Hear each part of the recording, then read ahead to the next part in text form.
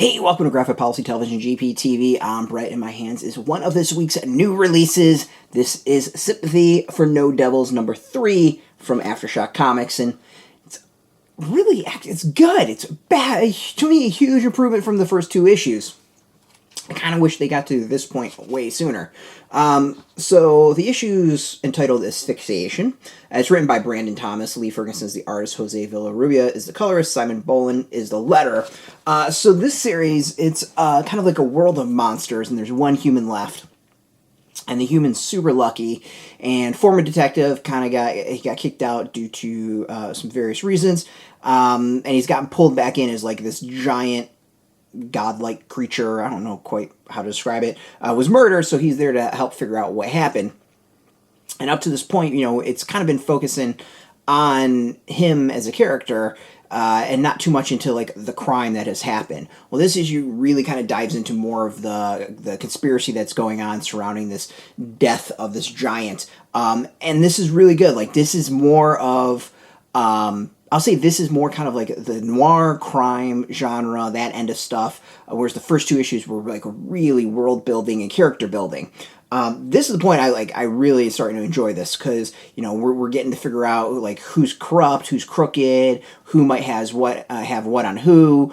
It's really much more of a traditional corrupt cop crime story than weird monsters and like weird abilities, which is good. And I think the second issue started kind of pivoting towards that, but this is like knee deep in more in that genre, and I really like it. Like, I think this is, to me, the best issue, and it's really kind of picking up to more of what I've enjoyed. So I'm glad I read this, because honestly, like, the first issue to me was kind of a drag. The second issue I was a little mixed on. I thought was improved, and this is like I'm all in. Like, I want to see where this goes. I want to see where the characters go. I'm really kind of fascinated to see like what's really going on, and kind of like the why and all that stuff. So it's won me over.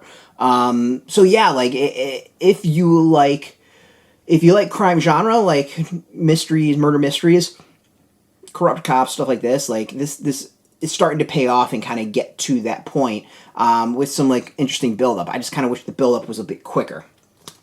The art is growing on me as well.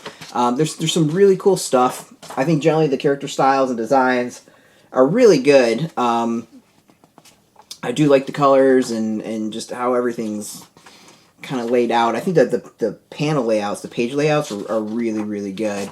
There's some very interesting stuff that's kind of breaks from the very standard page layouts and all that. And then you get something like this, which is really, I think, a very inspired, cool page myself. At least I think it is. So yeah, like this is a cool issue. Like, it's a series it's starting to grow on me.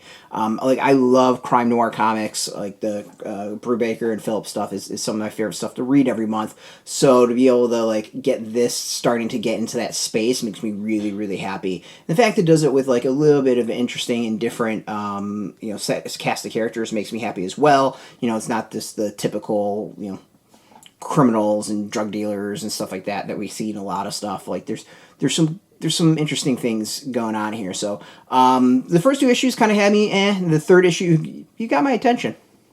Be honest, you've got my attention. So yeah, like, if that concept of like crime noir but a bunch of monsters and demons and stuff like that is instead of like human beings is your thing, this is starting to pay off and kind of get into some really interesting stuff. This is out in shops now. You can go get it. We've of course got a link beneath this video. Put in your zip code to tell the shops near you. No shop, no problem. We have affiliate links. There are affiliate links, so we get a small percentage of that by doing that. You help support our site, though, so thank you. And speaking of support, I want to thank AfterShock for hooking us up with the review copy. We appreciate it, and thank you for watching. Now, if you're into comics, if you're into AfterShock, check us out every single day at graphicpolicy.com. We're on Twitter, Facebook, YouTube, Tumblr, all at Graphic Policy. Keep it nice and consistent. So until next time, keep reading those comics, and keep it geeky.